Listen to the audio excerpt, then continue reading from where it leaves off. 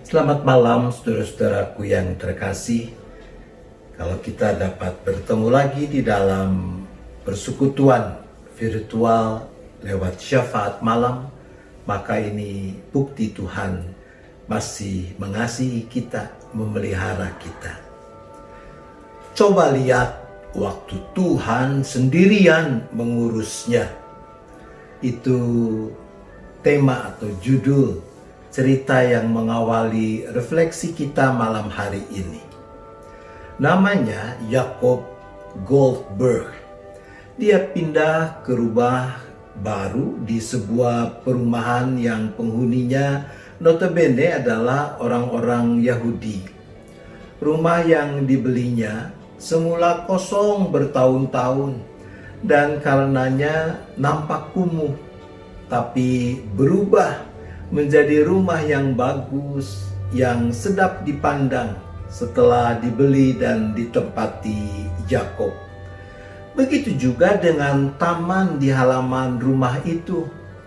Taman yang selama itu tidak terawat dan jelek berubah total. Jacob ternyata sangat suka merawat tanaman-tanaman.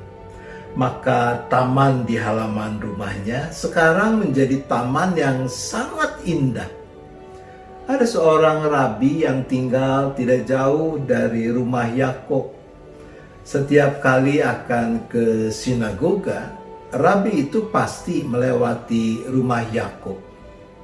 Suatu hari kebetulan Yakob ada di halaman sedang mengurus tamannya. Sang rabi menyapa lalu berkata, "Jakob, taman di halamanmu ini sangat indah. Tuhan luar biasa, sungguh agung karya ciptaannya." Yakob membungkuk dan menjawab, "Terima kasih, Rabi." Nah, kejadian ini terulang hampir setiap hari. Bahkan kalaupun Yakob tidak ada di halaman, sang rabi akan berteriak, "Tuhan luar biasa, sungguh agung karya ciptaannya." Lama-kelamaan Yakob mulai terganggu dengan sikap dan ucapan sang rabi. Suatu saat ketika Yakob ada di taman di halaman rumahnya, rabi itu kembali lewat dan mengucapkan hal yang sama. "Tuhan luar biasa, sungguh agung karya ciptaannya." Yakob lalu menjawab, dia katakan begini, "Memang Rabi, Tuhan luar biasa dan agung karya ciptaannya. Tapi Rabi harus melihat taman ini ketika Tuhan sendirian mengurusnya." Saudara-saudaraku, apa yang dikatakan sang rabi tentu benar, bahwa bunga dan tanaman di taman yang indah itu adalah karya Tuhan. Tapi bukankah apa yang dikatakan Yakob juga ada benarnya? Tuhan memang sang pencipta dan sumber kehidupan. Dia yang menciptakan dan memberi kehidupan pada aneka bunga dan tanaman di halaman itu. Tapi ketika tidak ada orang yang merawatnya, aneka bunga dan tanaman itu tidak menjadi taman yang indah, yang sedap dipandang. Aneka bunga dan tanaman itu baru menjadi taman yang indah ketika Yakob mengusahakan dan memelihara, merawatnya dengan baik. Dalam Kejadian 2 ayat 15 dipersaksikan seperti ini. Tuhan Allah mengambil manusia itu dan menempatkannya dalam Taman Eden untuk mengusahakan dan memelihara taman itu. Bumi dengan segala isinya adalah hasil karya penciptaan yang Tuhan lakukan. Tapi Tuhan juga memberi kesempatan, tanggung jawab, kehormatan pada manusia untuk turut serta di dalam karyanya itu. Saudara dan saya, kita diikut sertakan Tuhan untuk mengusahakan dan memelihara bumi dengan segala isinya. Mengusahakan dan memelihara adalah dua hal yang tidak terpisahkan dan harus senantiasa ditempatkan dalam kerangka memuliakan Tuhan. Kita dipanggil untuk mengusahakan bumi dan dengan segala isinya, sambil pada saat yang sama memeliharanya. Mengusahakan, bukan merusak, apalagi menghancurkannya. Mengusahakan adalah urusan bagaimana lewat cara dan hasil dari apa yang diusahakan itu kita bisa makin memuliakan Tuhan. Oleh karena itu, hal mengusahakan tidak boleh dipisahkan dari urusan memelihara.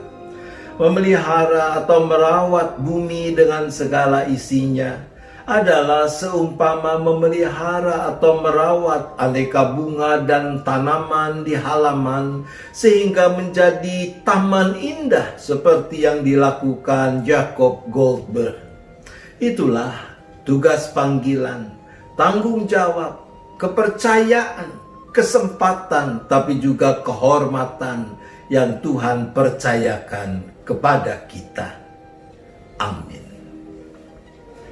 Kita kembali bersyafaat. Bapa di sorga, kembali kami datang di dalam syafaat kami.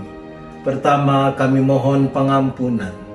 Kalau di sana sini kami ternyata tidak memenuhi tanggung jawab yang Tuhan berikan untuk mengusahakan dan memelihara bumi dengan segala isinya demi kemuliaan nama Tuhan.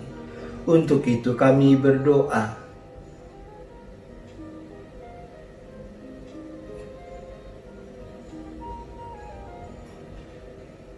Kami juga mohon agar kami dimampukan, agar terus dinyalakan kemauan dalam diri kami untuk mengerjakan sepenuh tanggung jawab apa yang seharusnya kami kerjakan sebagai mitra Allah dalam mengusahakan serta memelihara bumi dengan segala isinya. Untuk itu kami berdoa.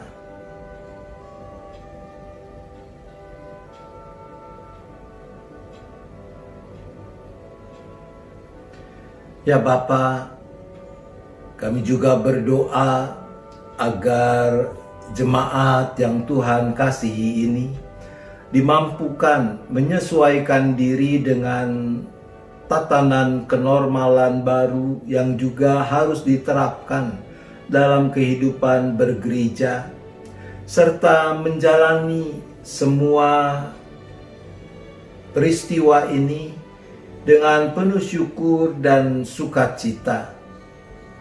Untuk itu kami berdoa.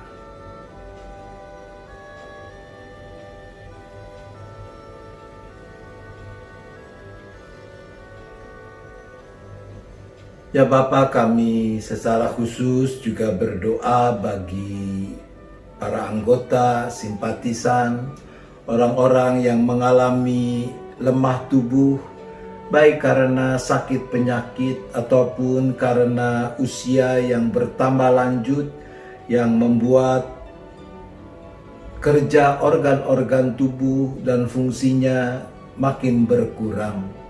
Bagi mereka kami berdoa.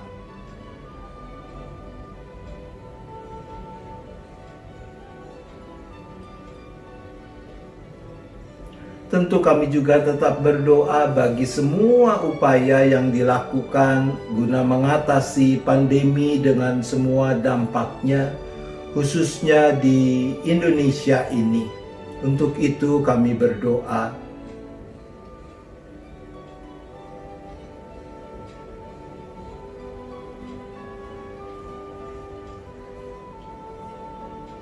Kalau sebentar kami akan beristirahat, Kami menyerahkan lagi seluruh keberadaan kami seisi keluarga hanya ke dalam tangan pengasihan dan pemeliharaan Tuhan. Terima kasih ya Bapa, kami bersyafaat hanya di dalam nama Tuhan Yesus Kristus. Amin. Selamat malam Ibu Bapak, saudara-saudara. Selamat beristirahat. Tuhan tetap beserta kita.